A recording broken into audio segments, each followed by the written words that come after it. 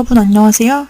여러분들과 함께 어도비 일러스트레이터 CC를 학습하게 된 강사 조교연입니다.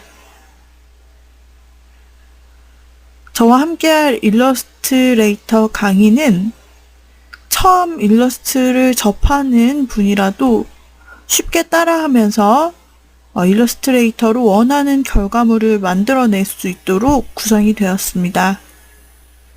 또한 기존의 일러스트레이터를 조금은 다룰 수 있으셨던 분들도 다시 한번 새로워진 일러스트레이터 CC 최신 버전을 사용하시면서 또한 예제를 따라해 보시면서 이러한 기능이 새롭게 추가되었구나, 또 이러한 결과물을 만들어낼 수 있구나 하는 그런 정리를 새롭게 하시고 또 새로운 결과물을 만들어내시는 시간 될 수 있을 것입니다. 자, 오늘은 첫 시간인데요. 저희가 이 툴에 대해서 어떤 기능을 할 수 있는지 살펴보고 또 홈페이지를 살펴보고 설치하는 방법을 알아보는 시간 갖도록 하겠습니다. 자, 일러스트레이터란 어떤 도구라고 생각하시나요? 이름에서 알 수 있듯이 일러스트레이터는 바로 그림을 그리는 사람이죠. 이 툴의 이름처럼 일러스트레이터에서 할 수 있는 가장 대표적인 기본 작업은 바로 그림을 그리는 것입니다. 디지털로 그림을 그리는 일, 요즘에는 웹 아티스트 또 모바일을 이용한 그런 일러스트레이터들의 작가들도 많이 활용하고 자신의 포트폴리오를 올리고 있습니다. 이렇게 순수 예술 쪽으로 사용할 수도 있겠지만 그 이외에도 일러스트레이터는 인쇄로 나타낼 수 있는 인쇄물의 결과로 나올 수 있는 작업들, 예를 들면 서적, 또 포스터, 그리고 전단지, 팜플렛, 그리고 카탈로그, 명함, 엽서와 같은 다양한 인쇄물을 이렇게 제작하기에 굉장히 좋은 요소들을 가지고 있습니다. 이 일러스트레이터와 이제 대표적으로 겸해서 같이 사용할 수 있는 툴이 여러분이 아주 잘 알고 계시는, 많이 들어보신 어도비 포토샵이라는 툴이 있을 텐데요. 이 포토샵과 일러스트레이터의 차이점이 무엇이냐라고 한다면, 포토샵은 주로 사진을 소스로 하여서 그 소스를 좀 더 어떻게 합성을 해서 새로운 제2의 결과물을 도출한다, 이렇게 사용할 수도 있고요. 또한 마찬가지로 인쇄물을 제작을 할 수 있겠죠. 하지만 일러스트와 포토샵을 비교를 해본다면 더 인쇄 시에 깔끔한 출력물을 얻을 수 있고 더 유리한 조건을 가지고 있는 것이 일러스트라는 것을 말씀드리고 싶습니다. 포토샵으로 물론 인쇄 작업을 할 수 있습니다만, 포토샵으로는 이제 웹에서 사용할 수 있는 홈페이지를 제작을 한다든지 모바일 웹페이지를 제작을 한다든지 또 아까 말씀드린 대로 사진의 편집이나 보정을 하는 등의 작업을 할 수 있고, 일러스트레이터는 사이즈를 줄이거나 또는 사이즈를 크게 변경할 시에도 깨지지가 않는 벡터 그래픽이라는 소스 요소를 사용을 합니다. 그렇기 때문에 작게 내가 제작을 한 로고를 실제로 현수막이나 또는 간판에 넣어서 큼지막하게 작업하고 싶을 때 해당 오브젝트를 줄이거나 늘려도 원래 제작했던 그 품질 그대로를 유지합니다. 그러니까 당연히 크게 인쇄를 해야 될 때도 깨지지 않고, 그리고 똑같은 글자라도 훨씬 더 선명하게 출력되는 속성을 아예 프로그램 자체에서 가지고 있다는 것이죠. 그래서 인쇄물 제작, 게 굉장히 유용합니다. 만약 여러분들이 이미지, 사진을 사용한 현수막이나 또는 인쇄물, 책 표지를 제작하셔야 된다라고 한다면 포토샵에서 사진을, 배경으로 쓰일 사진을 만들어 와서 그거를 일러스트레이터로 가져와서 사용하고 나머지 모든 텍스트나 배치 등은 일러스트레이터에서 작업한다. 이렇게 이해하시면 되겠습니다.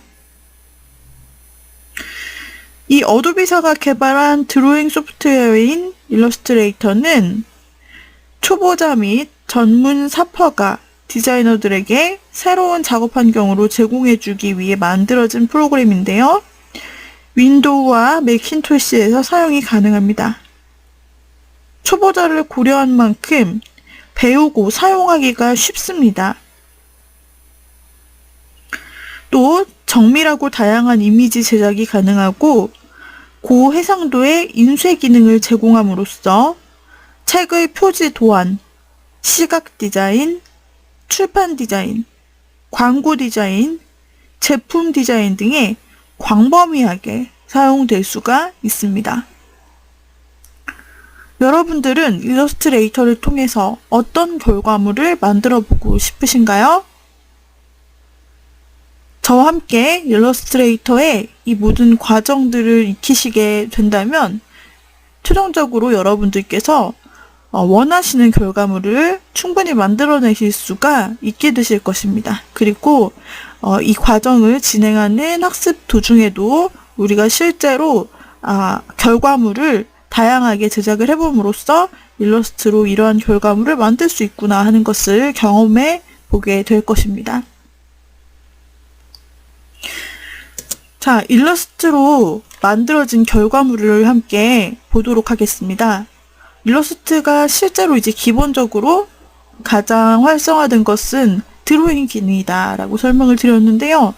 실제로 수많은 웹 아티스트들 그리고 실제 일러스트레이터들이 이 일러스트레이터 툴만을 가지고 이렇게 드로잉을 하여서 자신의 작품을 올리고 또 많은 팬들과 함께 소통하는 그런 이제 액션들이 많아진 추세입니다.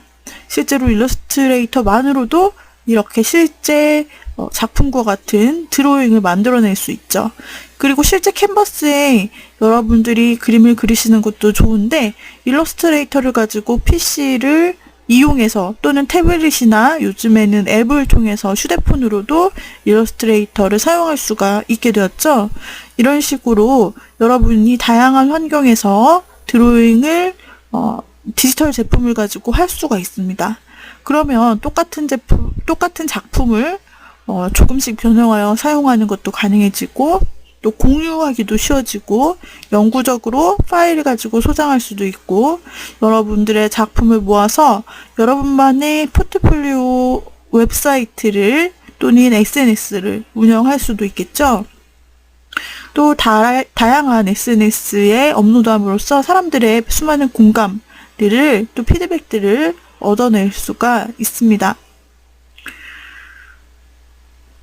또한 일러스트레이터에서는 다양한 브러쉬 기능을 제공하기 때문에 다양한 터치감, 이 머리카락의 방향과 굵기, 그리고 이마에 표현된 브러쉬가 느껴지죠?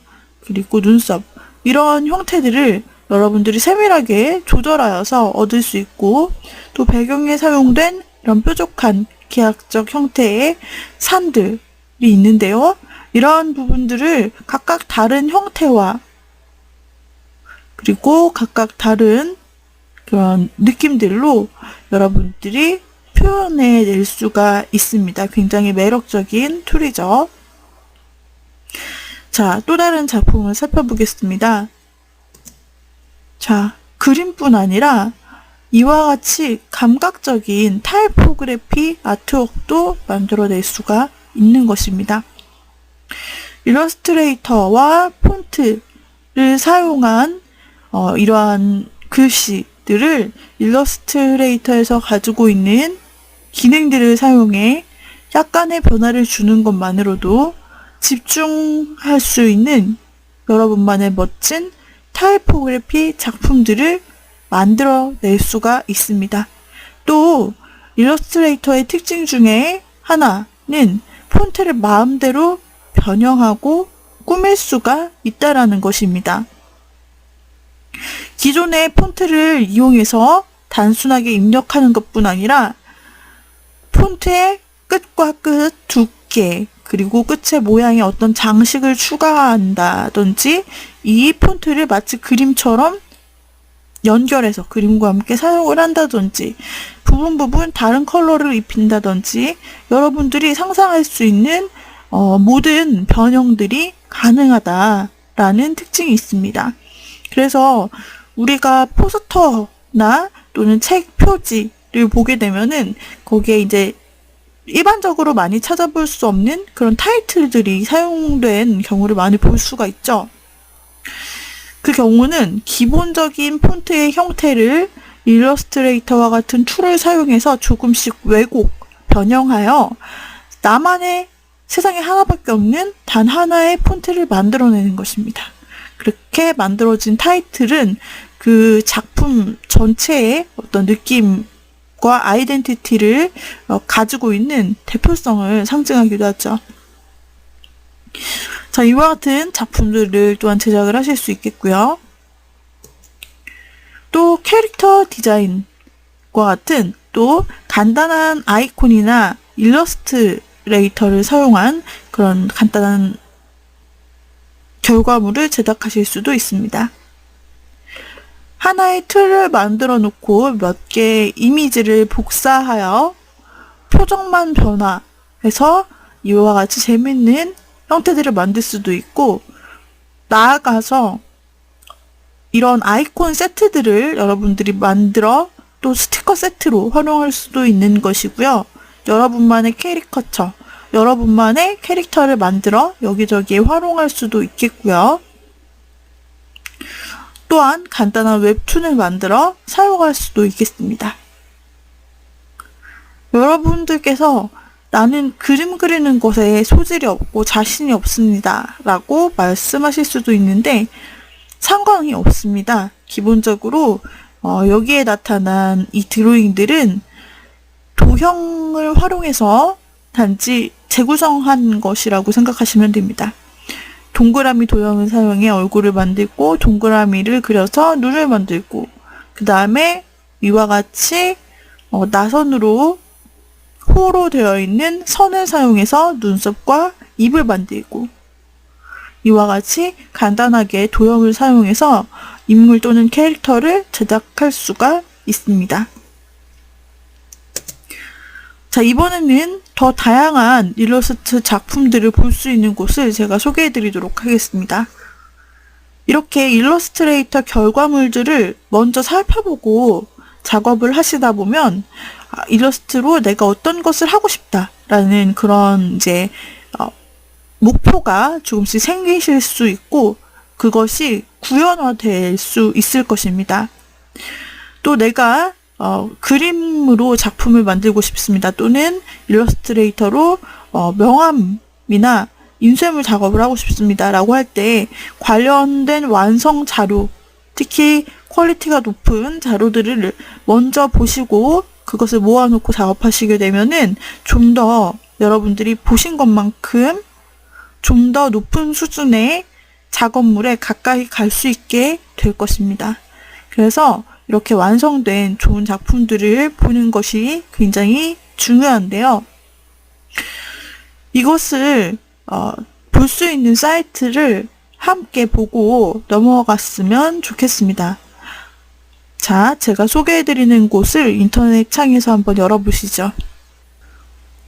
자, 인터넷 주소창에 이와 같이 입력하시면 됩니다. www.behance.net 이라고 입력을 해보세요. 그러면 이렇게 비헤인스 사이트가 열릴 것입니다. 자, 이 사이트는 어도비사에서 운영하고 있는 수많은 작품 갤러리 사이트라고 보시면 되는데요.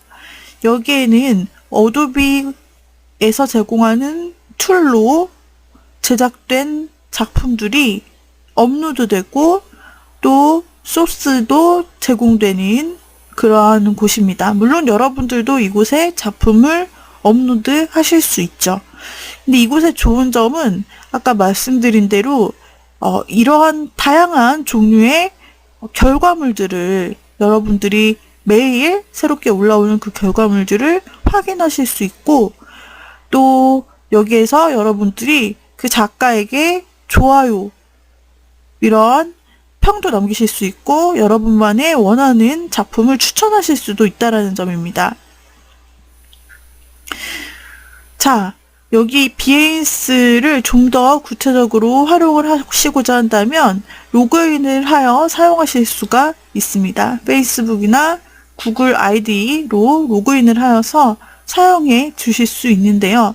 여기에서는 여러분들께서 먼저 작품들이 어떤 작품들이 있는지를 한번 살펴보도록 하죠.